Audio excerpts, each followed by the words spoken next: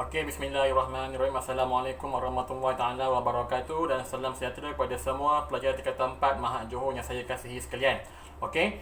So pada hari ini kita akan membincangkanlah topik yang terakhir dalam bab 4 kita, iaitu dalam teknologi hijau dalam melestarikan alam.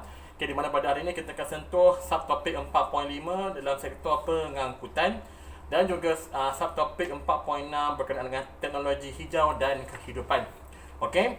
So, pada minggu lepas, pada hari Rabu yang lepas, kita telah pun melihat subtopik 4.3 dan juga 4.4, di mana pada subtopik 4.3 kita telah pun membincangkan berkenaan dalam sektor pengurusan sisa dan juga air sisa. Kita telah pun membincangkan apakah isu-isu sosial-saintifik yang terdapat dalam sektor ini dan bagaimana untuk menanganinya dengan mengaplikasikan teknologi hijau bagi pengurusan sisa dan juga air sisa. Alright. Dan pada masa yang sama juga kita telah pun menyentuh subtopik 4.4, di mana kita telah pun melihat pada sektor pertanian dan juga perhutanan, apakah isu-isu yang melibatkan dalam sektor pertanian dan juga perhutanan ini yang menyumbang kepada pencemaran alam dan sebagainya, dan bagaimanakah kita mengaplikasikan green technology ini untuk membantu dalam mengurangkan masalah yang melibatkan sektor pertanian dan juga sektor perhutanan tersebut. So pada hari ini kita akan tengok pada sektor yang terakhir, yang kita menjadikan isu dalam kelestarian alam, iaitu sektor pengangkutan. So seperti mana yang anda maklum, dalam konteks sektor pengangkutan ini kita dapati ada banyak jenis kenderaan di luar sana. Paling common adalah kenderaan persendirian yang dipunyai oleh seseorang individu. Dan kita juga ada kenderaan-kenderaan yang dipanggil sebagai pengangkutan awam. So apakah isunya kat sini dalam sektor ini ialah bila kita menggunakan kenderaan kita, bila kita menggunakan kenderaan kita untuk bergerak daripada satu tempat ke tempat yang lain, disebabkan kenderaan tersebut menggunakan bahan bakar petrol. So kebanyakan kenderaan menggunakan bahan bakar fosil, seperti petrol dan juga diesel. So dengan penggunaan bahan bakar tersebut, ianya boleh menyebabkan berlakunya pembebasan gas-gas rumah hijau seperti gas karbon dioksida dan juga gas karbon monoksida. So kedua-dua gas ini merupakan gas yang mempunyai komposisi yang besar dalam menyumbang kepada kesan rumah hijau. Alright. So bila gas ini dibebaskan secara banyak hasil daripada pembakaran bahan api fosil daripada kenderaan-kenderaan tersebut, maka ia akan menyebabkan berlakunya kesan rumah hijau dan juga akhirnya pemanasan global. So itu antara isu yang sangat penting, sangat kritikal dalam sektor pengangkutan ini juga. Alright. So bagaimanakah dengan mengaplikasikan konsep teknologi hijau dapat membantu mengurangkan pencemaran bahan-bahan tersebut. So bahan-bahan tersebut, gas-gas tersebut bukan sekadar menyumbang kepada kesan rumah hijau, tetapi juga ianya boleh menyebabkan berlakunya pembentukan hujan asid. So hujan asid juga boleh berlaku disebabkan oleh kehadiran gas-gas rumah hijau juga, seperti gas sulfur dioksida, karbon monoksida dan juga karbon dioksida. So selain daripada berlakunya kesan rumah hijau dan pemanasan global, gas-gas ini juga boleh menyebabkan berlakunya kesan pembentukan hujan asid, di mana hujan asid ini yang berlaku, dia boleh menambahkan keasidan tanah, dan bila keasidan tanah bertambah, maka tanah menjadi kurang subur, dan bila tanah kurang subur, tumbuhan-tumbuhan terutamanya tumbuhan hijau akan mula mati. Dan pada masa yang sama juga, hujan asid ini juga boleh merosakkan bangunan-bangunan konkrit, seperti rumah kita, bangunan pejabat kita, sekolah kita. So hujan asid ini dia boleh mengakis, dia bersifat mengakis sebab dia berasid. So dia akan memusnahkan ataupun dia boleh merosakkan bukan sekadar tumbuhan, tapi juga boleh mengakis binaan seperti bahan konkrit, besi dan juga tayar kenderaan. So besi juga bila terdedah pada hujan berasid, ia akan menyebabkan berlakunya proses pengaratan. Dan tayar kenderaan kita juga walaupun daripada getah sintetik, tetapi ianya juga boleh rosak dengan cepat jika terdedah kepada hujan-hujan berasid tersebut. So ada dua implikasi dalam sektor pengangkutan ini. Yang pertama ialah kesan rumah hijau hasil daripada pembebasan gas-gas seperti karbon monoksida dan juga gas karbon dioksida ini juga. Yang kedua ialah pembentukan hujan asid juga daripada gas-gas tersebut yang boleh menyebabkan tanaman menjadi kurang subur, okey, dan juga boleh berlakunya hakisan pada bangunan dan juga besi dan sebagainya. Okey, so daripada sektor ini kita akan tengok bagaimanakah aplikasi green technology ini dapat menangani isu-isu tersebut. Okey, first kali kita boleh aplikasikan penggunaan konsep pengangkutan hijau ataupun green vehicles. Okey, so pengangkutan hijau ini dia merujuk kepada sebarang bentuk pengangkutan yang dipanggil sebagai pengangkutan mesra alam. Okey, environmental friendly punya vehicles. Okey, di mana pengangkutan tersebut dia membebaskan gas rumah hijau pada kadar yang amat minimum ataupun tidak membebaskan sebarang gas rumah hijau. So ini dipanggil sebagai pengangkutan hijau. Alright. So kalau kamu buka muka surat 66 buku teks kamu, dia ada menunjukkan mod pengangkutan hijau. Yang paling bawah tu, yang paling hijau ialah pedestrian ataupun pejalan kaki. Okay, so instead kamu menggunakan kenderaan kamu, kamu boleh pergi ke tempat kerja kamu ataupun tempat sekolah kamu. Jika berhampiran, boleh berjalan kaki sahaja. Okay, so ini bagi orang yang duduk yang rumahnya dekat dengan kawasan kerja ataupun kawasan sekolah. Okey, so boleh menggunakan mod berjalan kaki saja. Bukan sekadar membantu mengurangkan pembebasan gas rumah hijau, tetapi juga menyihatkan kita punya tubuh badan juga. So 2 in 1. Alright. Ataupun paling common kalau nak juga guna kenderaan, gunalah basikal. Okey, yang tidak membebaskan sebarang gas rumah hijau. Okey, ataupun jika terpaksa juga nak naik kenderaan, sebab jauh, boleh menggunakan alternative transportation, iaitu menggunakan public transport, pengangkutan awam seperti bas. Okey, kalau di mana-mana besar seperti Kuala Lumpur, kita ada tambahan LRT, okey, Putra, alright. So monorail, okey, taxi, okey, ataupun sekarang ni lebih orang gunakan Grab dan juga Uber. Okey, so ini adalah mod pengangkutan awam. So kita boleh mengurangkan pembebasan kesan rumah hijau dengan menggunakan alternatif public transport. Okey, dan juga kita boleh menggunakan service car, kenderaan perkhidmatan. Okey, seperti saya buat tadi, seperti Uber dan juga Grab. Okey, itu contoh kenderaan perkhidmatan yang sedia adalah pada masa kini.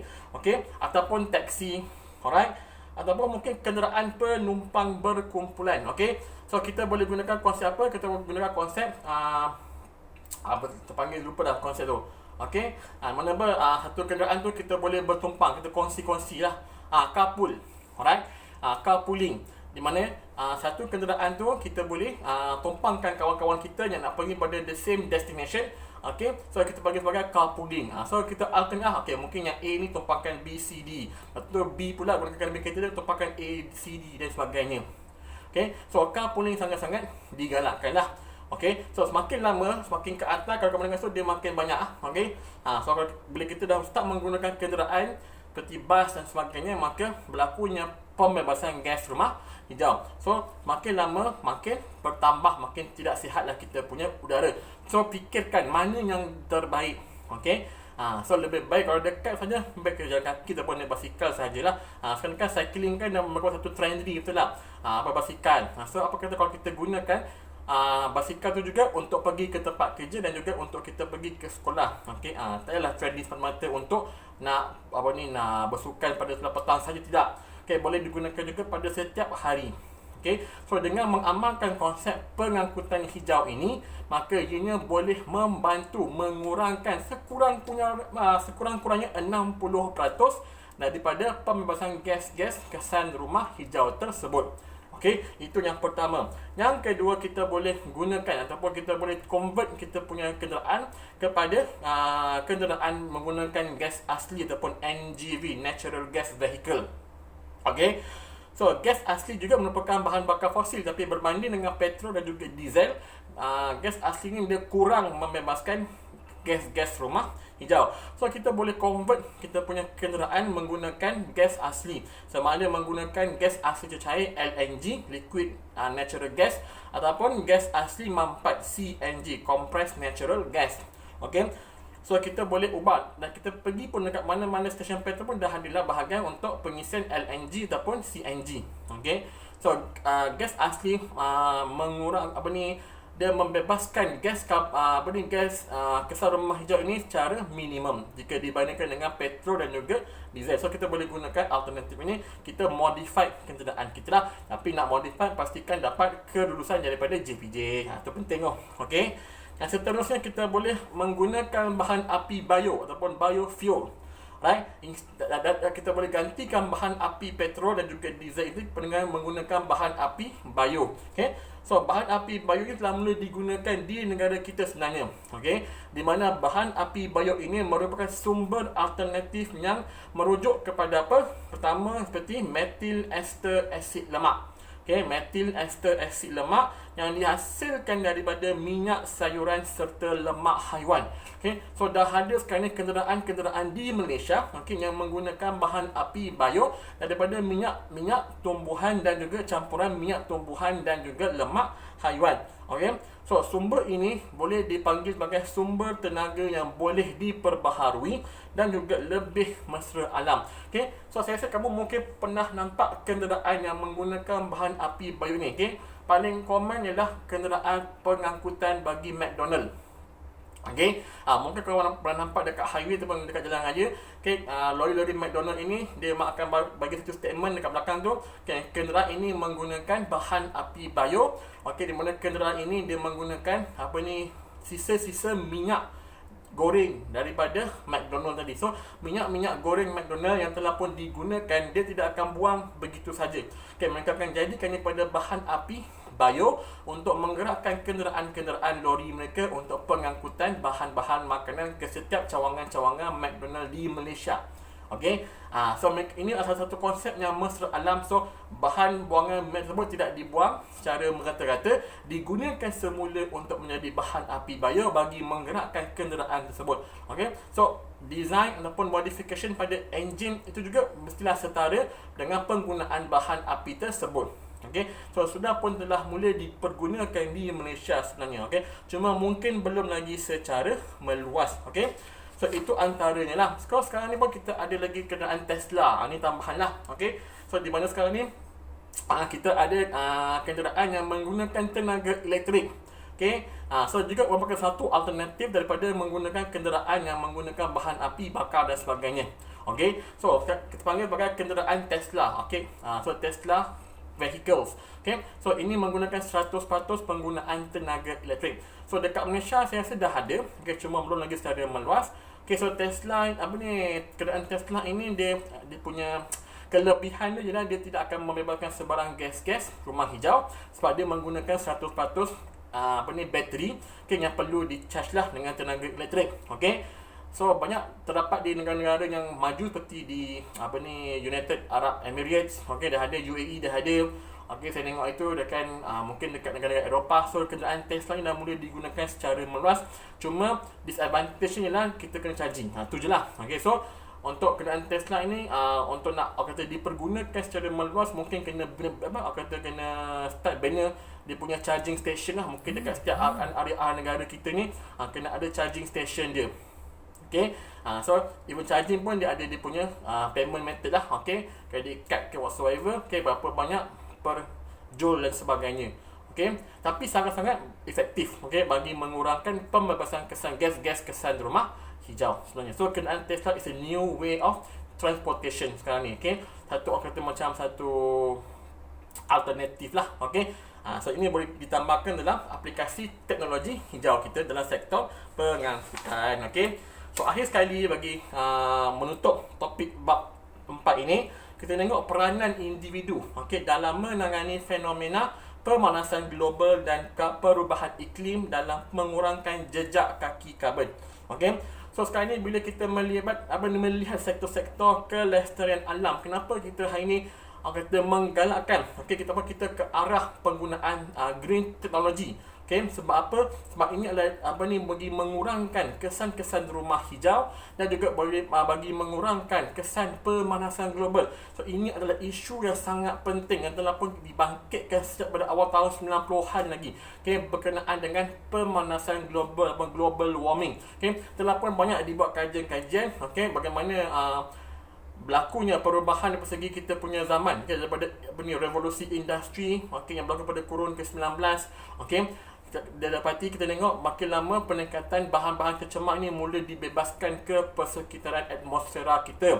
Okey, dan ia telah menyebabkan banyak berlakunya perubahan iklim secara mendadak. Okey, disebabkan oleh kesan-kesan rumah hijau yang menyebabkan bumi semakin panas. Okey, dan bila bumi semakin panas, maka berlakulah peleburan ataupun pencairan ais-ais di kutub utara dan juga kutub selatan. Dan pada masa yang sama juga penggunaan teknologi, penggunaan bahan-bahan berbahaya seperti CFC, klorofluorokarbon, dan juga menyumbang kepada pembocoran kita punya lapisan ozon. So bila lapisan ozon kita mula bocor, maka sinaran ultraviolet yang berbahaya boleh masuk ke dalam bumi, dan juga pada masa yang sama bukan sekadar meningkatkan suhu bumi, tetapi juga boleh menyebabkan berlakunya peningkatan kesihatan seperti masalah kulit dan kanser kulit. So kita tengok kat sini bagaimanakah kita punya peranan dalam nak mengurangkan, dalam menangani, mencegah ataupun nak memberhentikan isu-isu seperti ini. So kita tengok tentang jejak kaki karbon. So jejak kaki karbon ini dia merujuk kepada jumlah gas rumah hijau, iaitu karbon dioksida yang dibebaskan daripada aktiviti manusia seperti asap kenderaan, pembakaran terbuka dan pembakaran bahan api fosil. So kita ada satu konsep dipanggil sebagai jejak kaki karbon. So jejak kaki karbon ini merujuk aktiviti manusia yang menyumbang kepada pembebasan gas-gas rumah hijau, terutamanya gas karbon dioksida. Seperti apa kita tengok dalam konsep bahan api, penggunaan bahan api fosil, yang menyumbang kepada pembebasan gas karbon dioksida yang agak banyak. Apa lagi kita tengok, penjanaan tenaga elektrik, dengan pembakaran arang batu dan sebagainya juga boleh menyumbang kepada kesan rumah hijau. Pengangkutan tadi kita katakan, batu kita kita tengok kepada macam penebangan hutan, pembinaan rumah-rumah secara berluasan dan sebagainya. Semua ini adalah aktiviti-aktiviti yang boleh menyumbang pada jejak kaki karbon. So bagaimana kita boleh mengurangkan jejak kaki karbon ini? So kita boleh kurangkan dengan tadi kita kata dalam sektor pengangkutan, menggunakan kenderaan alternatif, seperti kenderaan-kenderaan yang green teknologi, seperti Tesla. Kita pun mungkin kita boleh gunakan basikal dan sebagainya. So kita boleh gunakan banyak option dalam penggunaan kenderaan tersebut. Yang kedua, kita boleh menggunakan bahan api ataupun sumber tenaga yang boleh diperbaharui. Instead menggunakan bahan api fosil, kita boleh menggunakan sumber-sumber tenaga yang boleh diperbaharui, yang mesra alam, seperti tenaga nuklear, tenaga biogeosim, tenaga angin, tenaga solar, tenaga hidro dan sebagainya. So ini boleh menggantikan penggunaan bahan api fosil dalam penggunaan tenaga elektrik. Kemudian kita tengok kepada apa lagi? Pertanian dan perhutanan tadi. Kita boleh kurangkan kesan rumah hijau, kita boleh kurangkan pemanasan global dengan melaksanakan kaedah penanaman semula pokok. Setelah pokok ditebang untuk digunakan, kita boleh tanam semula pokok tersebut. So inilah konsep take and replace. Sama kita mengambil tapi tak pernah mengganti. So mungkin kita boleh ambil dan juga ganti semula benda yang telah pun diambil. Itulah konsep perhutanan. Seterusnya pertanian, kita boleh kurangkan kesan rumah hijau dengan cara macam mana? Kita boleh membuat penanaman bergilir, memastikan macam tanah tu subur, supaya dia bila tanah subur maka tumbuhan hijau boleh hidup. So boleh konsep penanaman bergilir. Lepas tu kita boleh mengurangkan penggunaan baja-baja kimia dan sebagainya yang boleh membantu dalam menjadikan tanah lebih baik dan lebih bebas bahan kimia. Alright. Kemudian ada sektor pengurusan sisa dan juga air sisa. So bagaimana kita boleh membantu dalam mengurangkan kesan rumah hijau ataupun isu-isu pemanasan global dan sebagainya. Alright. So banyak benda yang kita boleh aplikasikan dalam konteks ini. Seperti apa tadi kita tengok dengan menggunakan kaedah 3R ataupun 5R kita semula, dan kita menggunakan bahan buangan untuk menjadikan bahan baru dan sebagainya.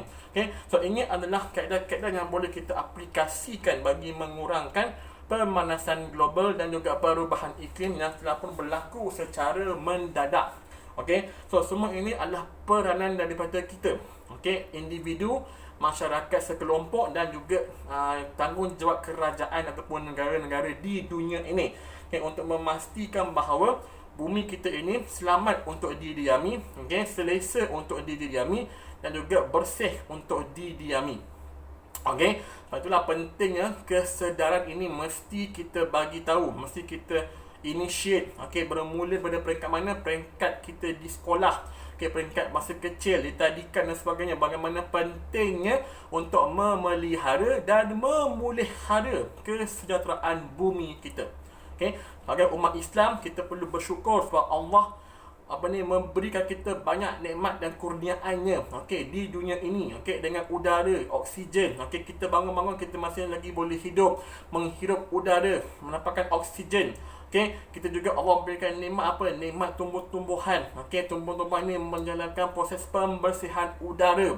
Okey, mengambil karbon dioksida kita dan membebaskan semula oksigen ke udara. Okey, kita bersyukur sebab Allah bagi kita nikmat apa? Nikmat air untuk kita minum, nikmat makanan dan sebagainya. Pelbagai nikmat yang Allah Subhanahu Wa Taala bagi pada kita. Sebagai seorang hamba-Nya, sebagai seorang individu yang bertanggungjawab, kita perlulah menjaga. Okey, kita perlulah menjaga dan memelihara apa sahaja nikmat kurniaannya ini sebelum Allah tarik balik nikmat ini satu demi satu. Okey, so kita sebagai manusia perlu sedar kita punya peranan. Okey, baik individu, baik keluarga, baik masyarakat setempat dan satu negara sekalipun. Okey, so bermula daripada sekarang. Okey, daripada kecil, small steps. Alright, mungkin di rumah kamu boleh start apa? Pengasingan bahan-bahan sampah kamu. Okey, asingkan mana yang boleh kita semula, mana yang perlu dilupuskan.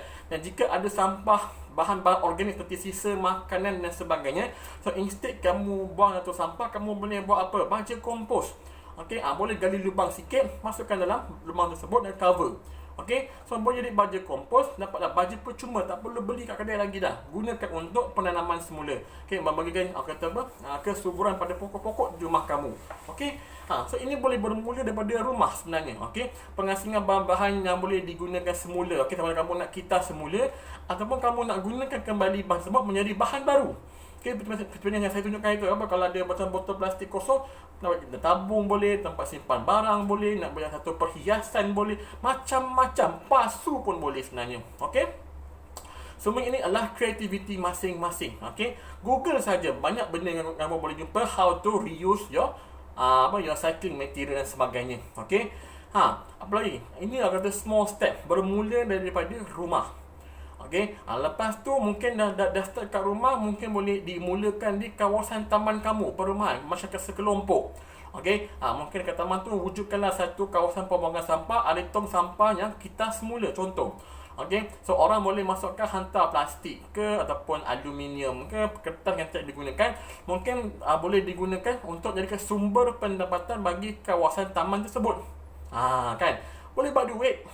Okey, so buatlah satu tempat, kita semula put your cycling material inside this bin whatsoever, ada color coded and sebagainya, so boleh buat. Even nanti kamu balik ke sekolah pun, kamu boleh gunakan aplikasi ini untuk di sekolah. Kita semula, kalau kamu kat sekolah kamu, kita tengok berbagai plastik, kotak-kotak dan sebagainya. Mungkin benda ini boleh dimulakan oleh kamu semua, untuk jadikan sumber pendapatan bagi sekolah juga.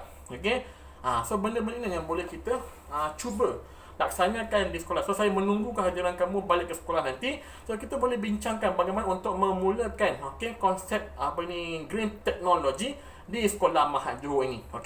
So ini sahaja berkenaan dengan bab 4 tentang teknologi hijau dalam melestarikan alam. So insya-Allah pada masa kelas akan datang kita akan masuk pada bab 5 berkenaan dengan genetik. Okey, sekian, terima kasih. Assalamualaikum warahmatullahi taala wabarakatuh.